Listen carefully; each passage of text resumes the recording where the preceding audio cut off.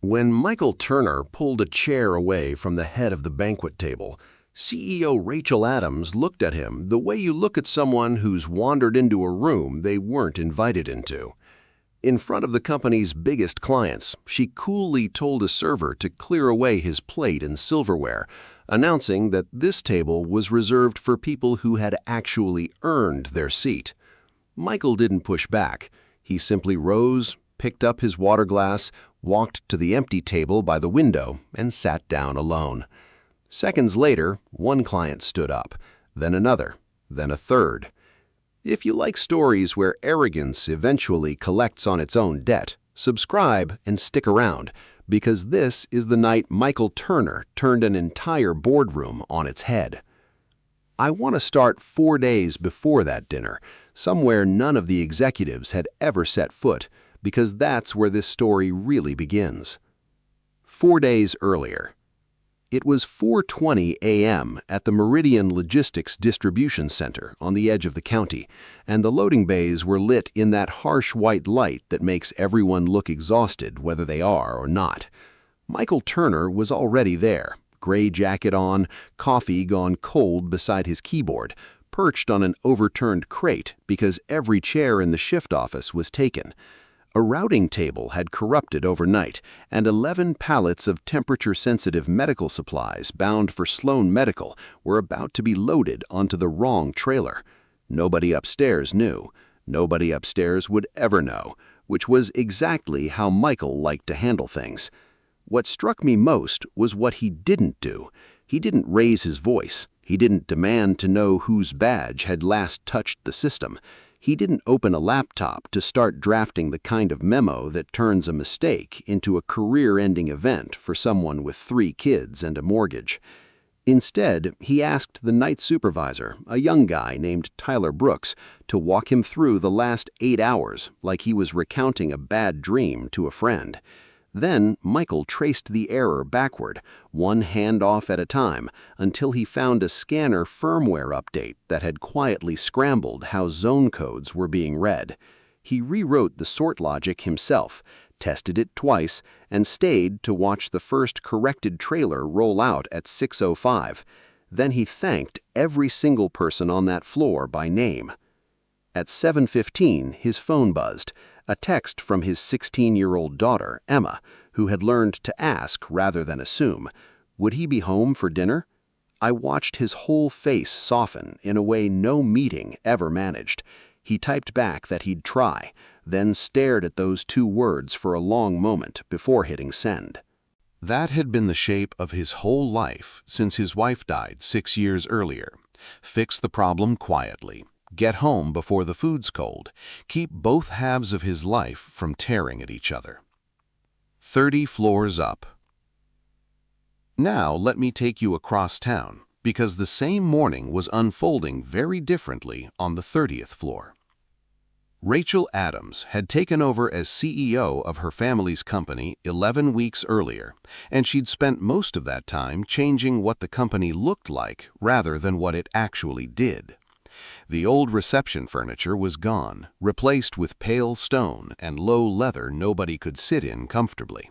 There was a new dress code, a new photographer on retainer, and an image consultant who used the phrase executive presence the way a doctor uses a diagnosis. Rachel had grown up in old money, gone to schools whose names function like passwords, and spent 9 years in investment banking, where the product is a story, and the story only gets told in rooms with good acoustics. That afternoon, Michael sat at the far end of the conference table and delivered a warning nobody wanted to hear. 3 major contracts were coming up for renewal within the same 90-day window, together nearly half the company's strategic revenue. And all 3 clients had started asking the kind of questions clients only ask when they're quietly planning an exit. He had the numbers, delivery variances, 2 service failures that had been papered over instead of fixed. He got about 4 minutes in before Rachel set down her pen. She told him she needed strategy from her leadership team, not operational minutia. Michael answered evenly, without any heat, that the operational minutia was the only reason those 3 clients hadn't already walked. Something in her expression hardened, because he hadn't been rude, and rudeness would have been easier to punish. Then her assistant stepped in with news that changed the temperature of the room. All 3 clients had confirmed for Thursday's renewal dinner: James Coleman, COO of Coleman National Foods, Rebecca Sloan, president of Sloan Medical, and Eric Harmon, CEO of Harmon Retail Group. Rachel allowed herself a small, satisfied breath, until she read the confirmations more closely. Each email, written independently, ended with the identical line: "Please make sure Michael Turner will be there." The next morning, she asked her chief of staff why 3 of the region's most powerful clients were requesting a mid-level director by name. Diane Foster explained that Michael had run those accounts personally for years, that he was the first call whenever anything went sideways, and that James Coleman had once refused to sign a corrective action plan until Michael personally countersigned it. Diane thought she was describing an asset. Here's how it actually landed in Rachel's mind: not as proof that a talented employee had built something rare, but as evidence that a company had let a mid-level employee accumulate leverage that rightfully belonged in the executive suite.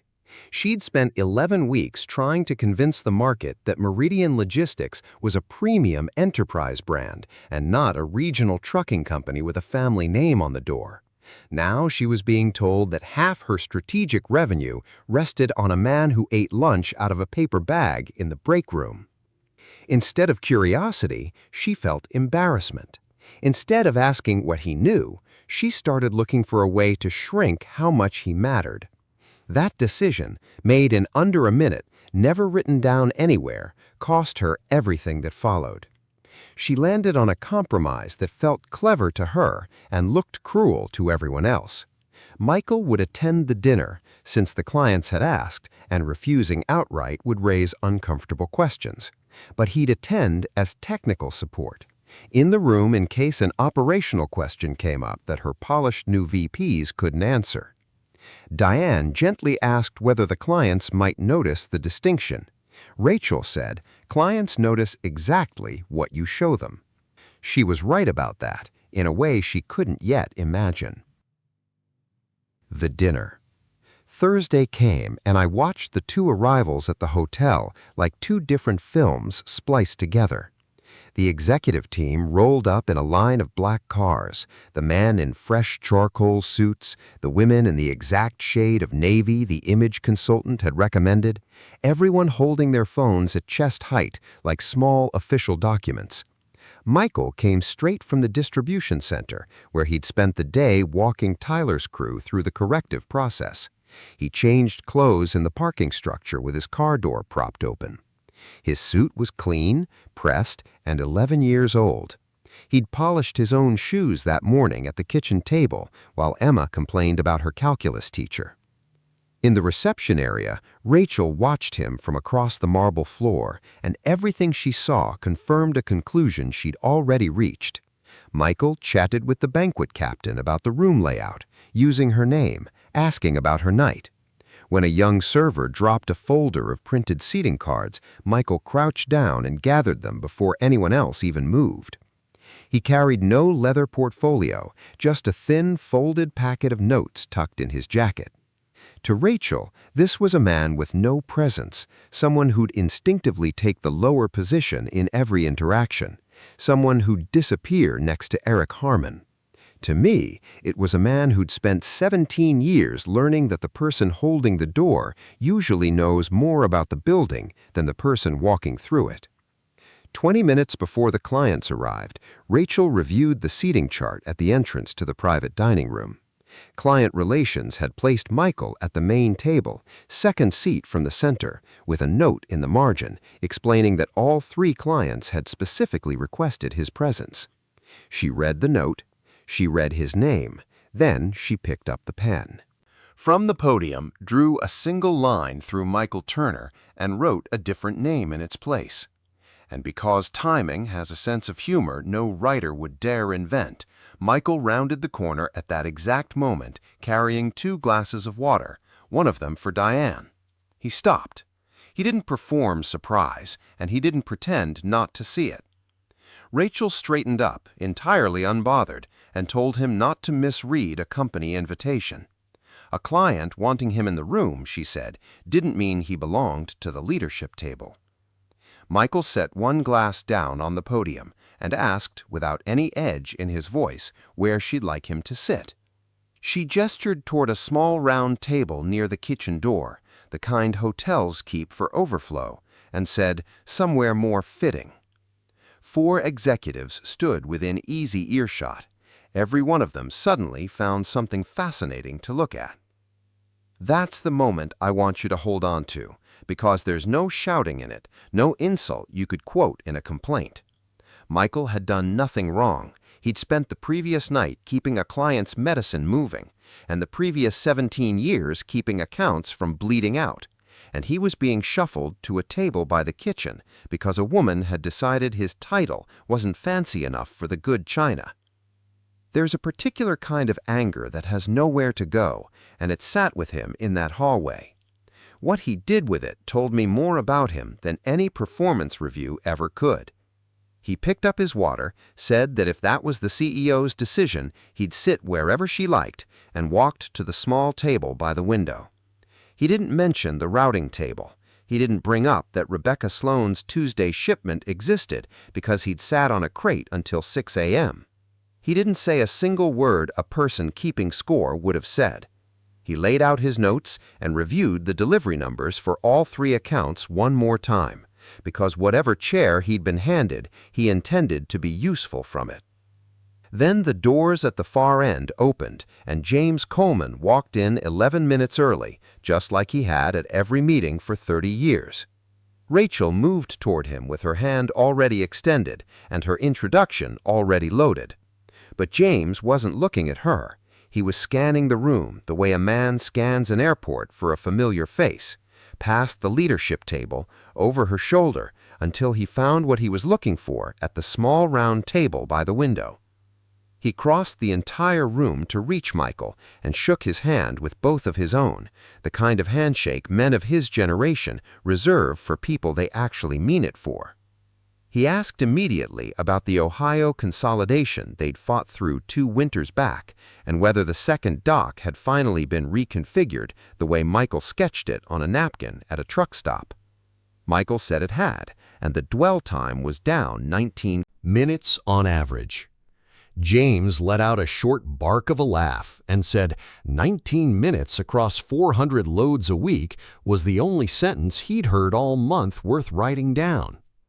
Rachel arrived beside them and inserted a line about strategic alignment.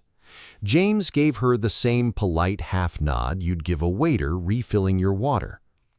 Rebecca Sloane arrived next and greeted Michael before she greeted the CEO of the company she was there to negotiate with. Eric Harmon came last, the most powerful person in the room by any measure, and stopped at Michael's table to say it was good to see the man who'd saved him from a brutal quarter. Rachel stood 3 feet away, holding a glass she hadn't touched, watching the math happen. The employee she'd just banished to the overflow table was pulling in genuine warmth in 90 seconds than she'd earned in 11 weeks. The silverware. Dinner was called at 7:30, and here's where a small administrative slip became a very public one, and it matters that Michael did nothing sly to cause it. The banquet staff had printed the seating cards that afternoon before Rachel's pen ever touched the chart, and nobody had told the floor about the change. So when guests moved to the main table, Michael's name was still sitting on a folded card at the second seat from the center. He looked at it and made the reasonable assumption anyone makes when a card with their name sits at a chair that the matter had been reconsidered. He pulled the chair out and sat down. Rachel saw it from 4 seats away. She had a dozen graceful ways to handle it, and I counted every one. She could have said nothing and let the evening go fine. She could have caught Diane's eye and had the card quietly swapped later. She could have leaned over and said 6 quiet words nobody else would hear. Instead, she chose the version everyone would witness because she'd decided the real problem wasn't where Michael sat, it was that the whole room seemed to think he mattered. And a belief like that, in her mind, needed corrected in public to really be corrected. She raised a hand, summoned a server, and the room, full of the ordinary noise of 11 people settling into their seats, began to quiet in that awful way rooms do when they sense something's coming. She asked the young man to clear the place setting in front of Mr. Turner. He hesitated, glanced at Michael, and then, because he was 23 and needed the job, reached in and lifted the knife, the fork, the folded napkin, the plate. The sound of silverware being gathered in a silent dining room is one of the loudest sounds I know.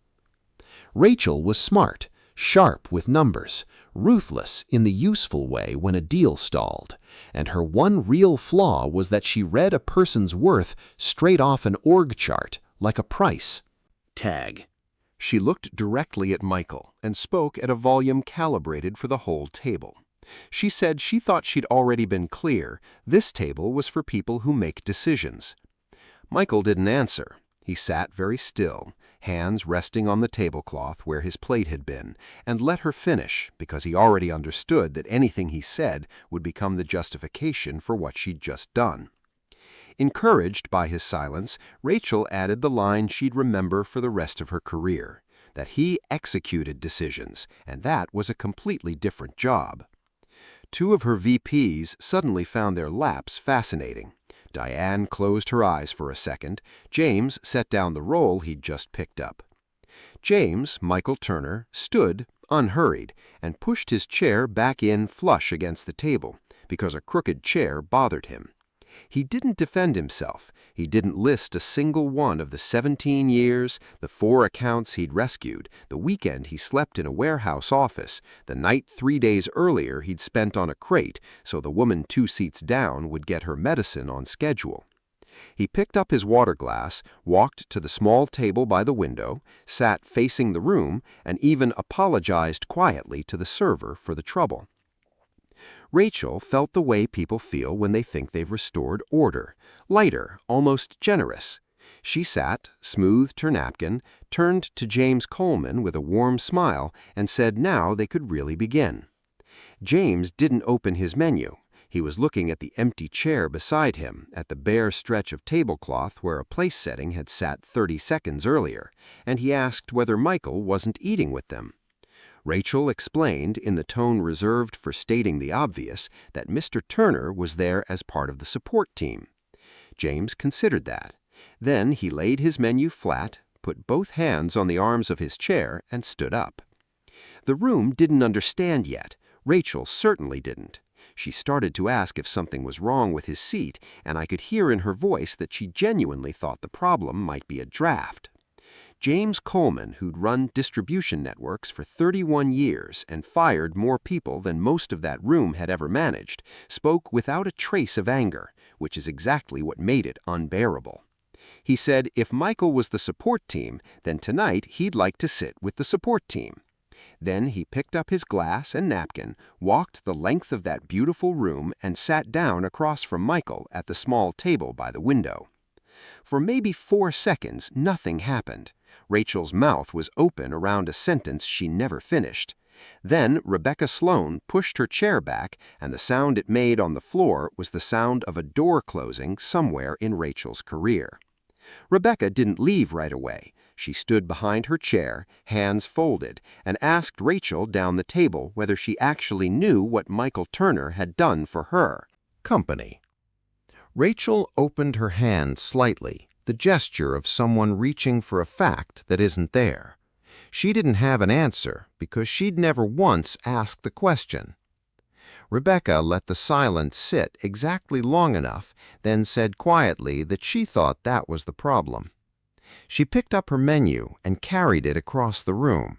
Michael half rose as she approached, and I saw him ask her to go back. He wasn't enjoying this. He was a man watching a 9-figure renewal come apart in a hotel dining room, calculating exactly how many jobs at the distribution center were riding on it.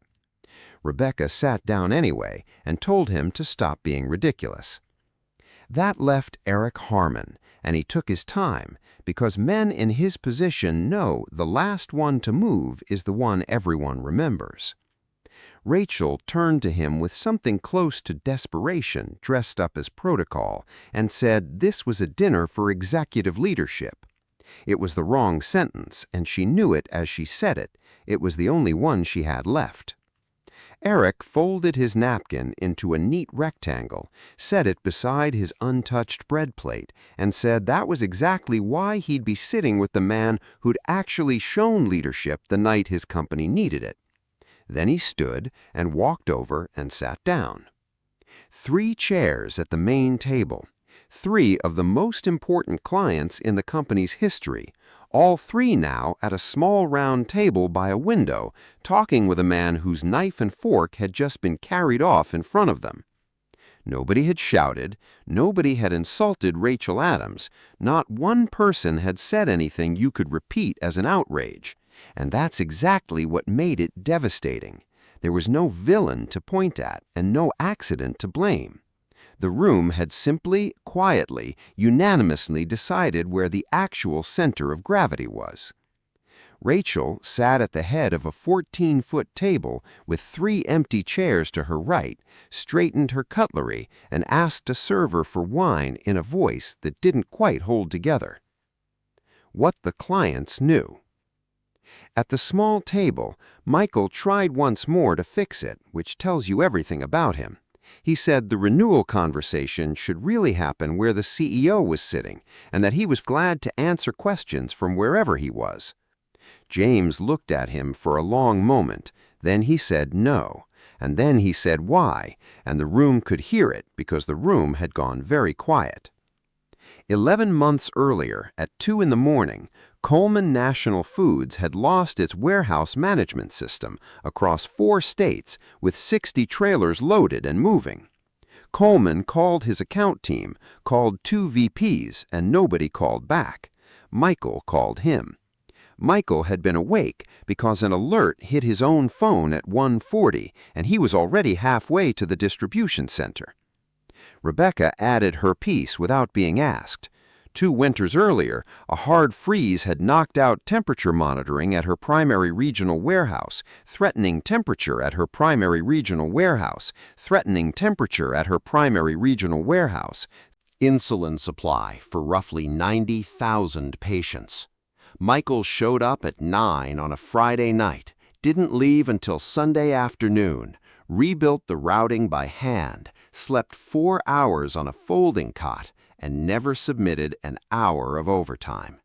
She'd sent a formal letter of commendation about it, she said, and asked, mildly, whether anyone had actually read it.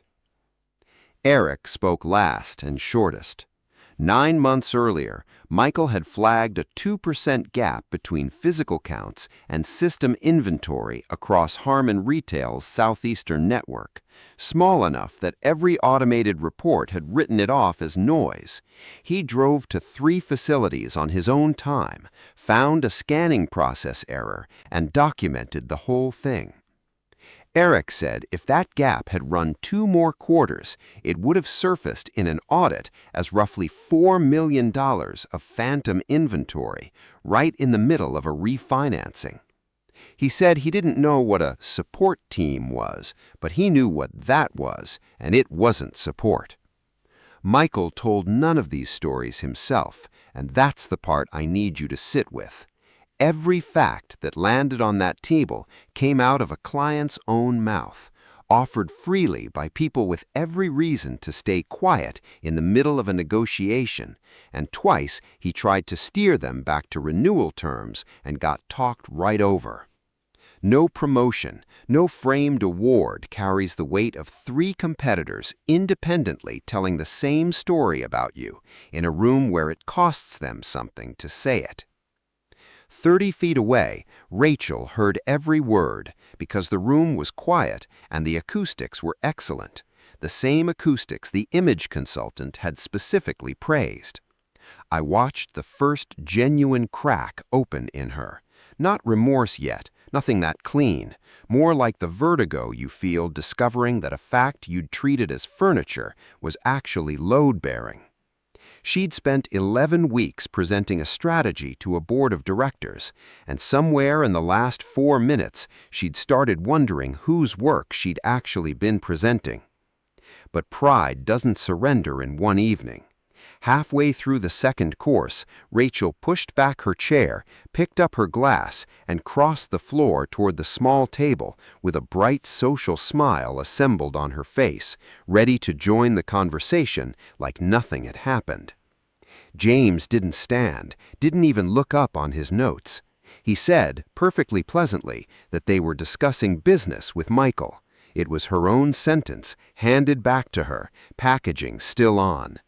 She stood there a moment holding a glass of wine in the middle of a room she technically owned, and then went back to her seat. The evening ended early. No contracts were discussed in any binding way, no terms agreed. The executive team filed out in the specific silence of people who've witnessed something they'll only describe accurately years later. In the lobby, Eric put a hand on Michael's shoulder and said in a completely normal voice that they needed to talk tomorrow before anything got signed. Michael said he'd make himself available. Rachel, standing 6 feet behind them with her coat over her arm, heard every word.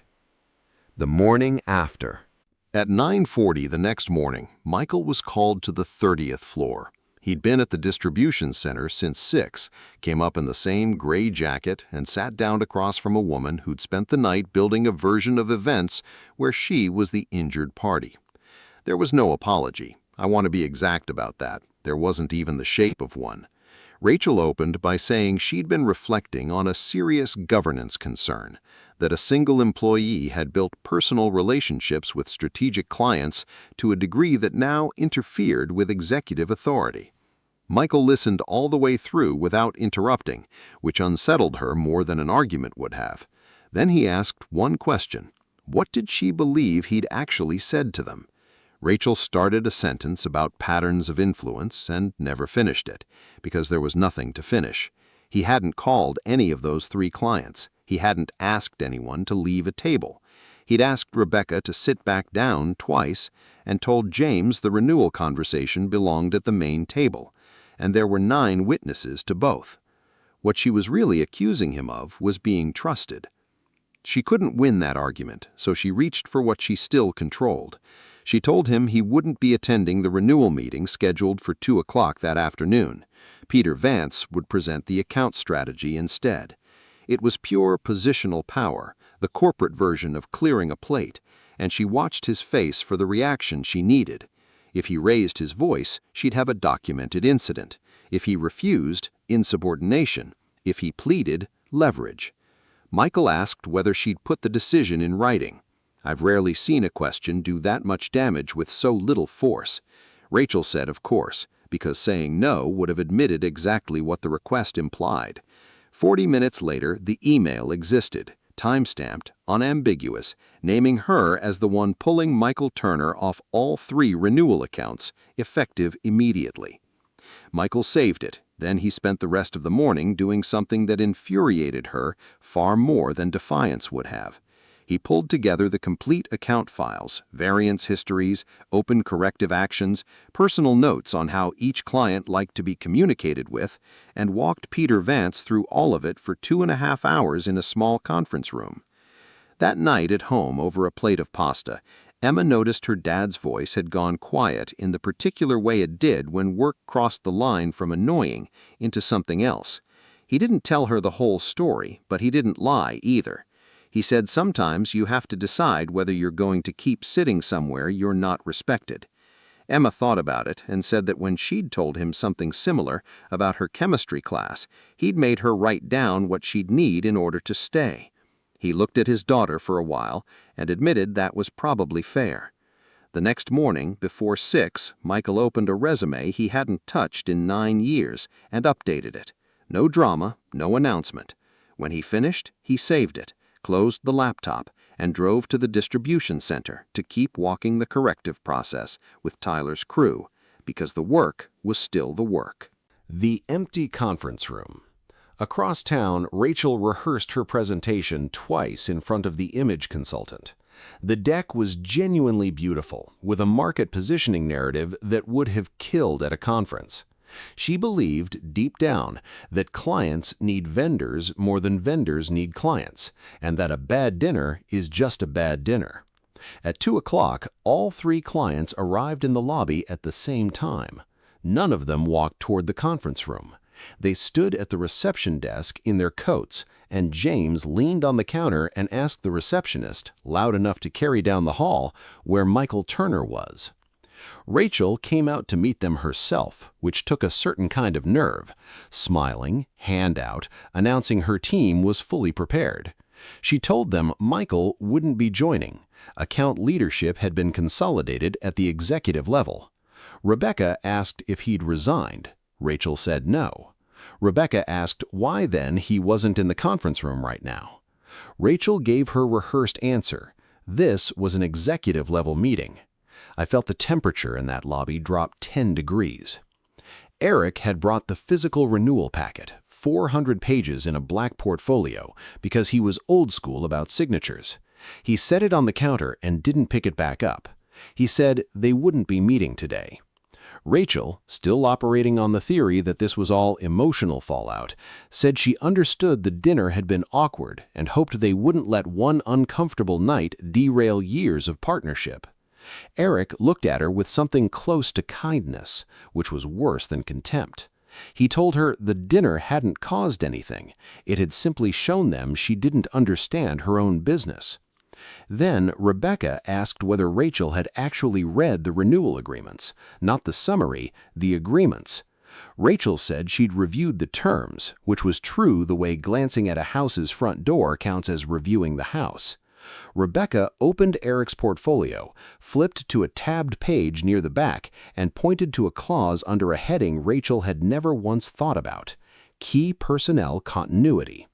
All 3 contracts had one. All 3 had been written that way for the same reason. The clause was plain. It named specific individuals as designated strategic leads on the account, required written notice before any of them were removed or reassigned, and gave the client the right to review and reject any replacement. Michael Turner was named in all 3. And here's the part I find most beautiful about it. He hadn't put himself there. He hadn't negotiated it, hadn't asked for it.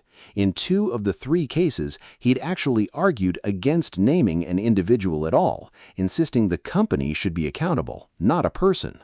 The clients insisted anyway, over 5 years, after learning firsthand what happened to their accounts when he wasn't the one holding them.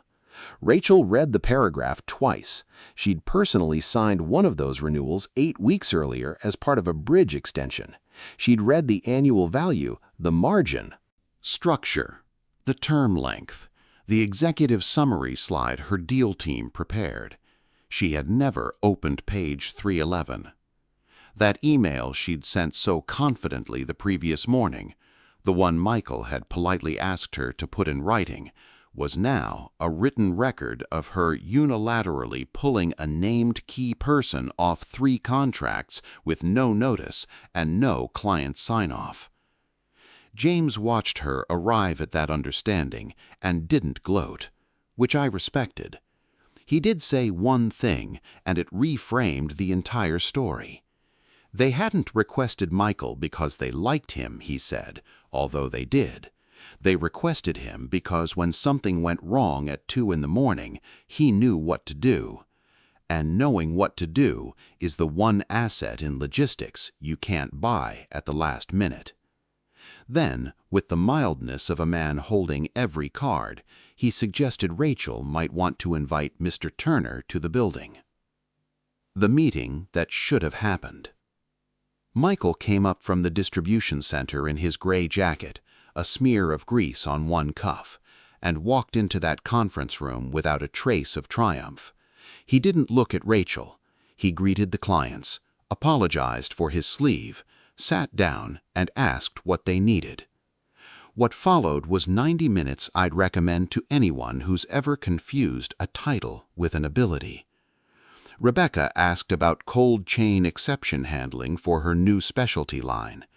Peter Vance started an answer about process excellence frameworks and stopped 11 words in.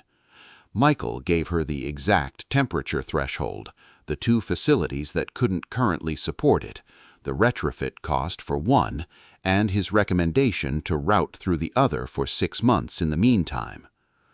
James asked about a surcharge that had shown up on 3 April invoices. Michael said it had been applied in error, and Coleman was owed roughly $14,000. He'd flagged it internally in May, and nobody had acted on it. Eric asked what would happen to his southeastern network if the port strike everyone was watching actually landed in September. Michael described a contingency he'd already built, 2 alternate lanes, and a named backup carrier. Question after question, the gap widened between the people holding titles and the person holding the knowledge. At the end, Rebecca closed her folder without signing. Before her company renewed anything, she said, they needed to know one thing, and she looked directly at Rachel when she asked it. Did Meridian Logistics intend to keep Michael Turner? The ledger. Rachel went back to her office and did something she should have done 11 weeks earlier. She asked her CFO the complete account history on every file Michael had ever touched and told him not to summarize any of it. What came back was 240 pages. She read all of it alone from 4 in the afternoon until nearly midnight, city going dark outside a window she'd recently had reglazed. She found the recovery plan that had saved the Coleman relationship after a distribution failure in year 2 of the contract, drafted by Michael, presented to the client by a senior VP who no longer worked there. She found the exception handling redesign that had cut Sloan Medical's late deliveries by 61% over 4 quarters, his name on the internal draft, someone else's on the client-facing version. She found the inventory variance investigation for Harmon Retail, filed as a routine operational note that had quietly prevented a $4 million misstatement. She found 3 formal commendation letters from 3 separate clients, all addressed to leadership, all acknowledged with a form response, none of which had ever produced so much as a note in his file. And she found a declined promotion from 4 years earlier, a regional role requiring 60% travel with a one-line reason, family circumstances. Then she found the thing that stopped her cold because it was in her own materials. 3 of the 7 achievements in the operational excellence section of the deck she delivered to the board in her 2nd week, the deck that had established her credibility with her own family, had originated in Michael Turner's team's work, credited to a department name so generic it functioned as fog. He'd reviewed that deck for accuracy at her deal team's request, corrected 2 figures, and said nothing about the line describing his own weekend in a warehouse as her leadership initiative. I watched her sit with that at 11:40 that night, and I'll tell you what she finally understood because she said it out loud to an empty office. It wasn't that Michael Turner had been too small to notice. It was that she'd never once looked far enough down to see who was actually holding the whole thing up. Everybody knew him. The banquet captain knew him. Tyler Brooks on the night shift knew him. 3 of the most powerful clients in the region knew him well enough to stand up for him in a hotel dining room. The only person in the building who hadn't known was the one who decided she was above needing to do. The resignation. But this story isn't going to hand her an easy way out, and I wouldn't be telling it straight if it did. At 8 a.m. the next morning, before Rachel could construct any kind of gesture, Michael's resignation landed in her inbox. 4 sentences. It thanked the company for 17 years, gave 4 weeks' notice, offered a full transition plan for every account, and stated plainly that the trust between him and company leadership no longer existed. No accusation anywhere in it. It was the calmest document I've ever seen do that much damage. She called him in, and for once she was the one talking fast. She offered a substantial raise. He declined. A retention bonus, then an accelerated equity grant, then the VP promotion. Should have happened 4 years earlier. He declined each one in the same unhurried voice, not enjoying it, not punishing her, just answering. Finally, she stopped, put both hands flat on the desk, and asked what he actually wanted. Michael thought about it, then said he wanted nobody at that company to have to earn enough of a title before they got treated like a human being. Rachel had no answer for that at all, and the silence went on long enough for both of them to hear it. The board. 3 hours later, the board called an emergency session. It wasn't because a director of client operations had resigned, though that was in the packet. It was because all 3 clients had sent nearly identical formal notices within 90 minutes of each other.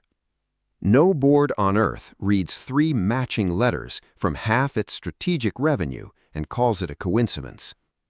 The letters didn't demand Rachel Adams be fired, and I think that restraint is exactly what gave them their weight. Powerful people rarely need to ask for a head.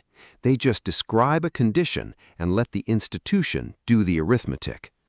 What the 3 clients wrote was that renewal talks would stay suspended until Meridian Logistics could show that its operations leadership had a genuine structural role in decisions affecting client accounts. That was it. No names, no incident, no mention of any dinner. A governance requirement clean enough to enter the minutes without embarrassment and satisfiable only by real change. The board chair, a 71-year-old cousin of Rachel's father named Walter Adams, asked whether anyone in the room could name the person actually running those 3 accounts. 2 out of 9 could. They brought Michael in at 4 p.m. that afternoon. Same jacket, no prepared remarks, not there to testify against anyone. When Walter asked him to describe what happened at the dinner, Michael gave the shortest factual account he could and declined to characterize the CEO's motives. Then the board asked the real question: what would it take for him to stay? He didn't ask for an office, a car, a committee seat, or anything you could call revenge. He asked for 4 things, written on a single sheet of paper. That client operations hold a standing seat in strategic planning meetings by right, not invitation. That the person directly managing an account be heard before leadership made any commitment to that client. That internal reporting credit the team that actually produced a result by name. And that title never again be used as a reason to keep someone out of a room where their knowledge was needed. Walter read the sheet twice, then passed it silently to his left. The board approved all 4 within the hour and added a 5th of its own. Michael was offered the newly created role of Senior Vice President of Client Operations. Not really a reward, more a correction, a title finally catching up to a job he'd already been doing for the better part of a decade. He asked for a day to think it over, went home, and asked his 16-year-old what she thought. Emma asked if the new job meant he'd be gone more. He said no, less. She said then obviously yes, and went back to her calculus. What Rachel lost.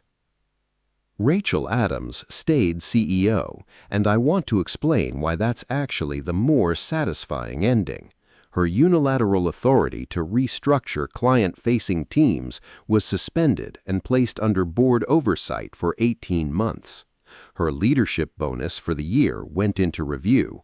Given that 3 contracts representing nearly half of strategic revenue had come within days of walking, she was required to personally present a quarterly client operations integration report to a board that now knew exactly which questions to ask.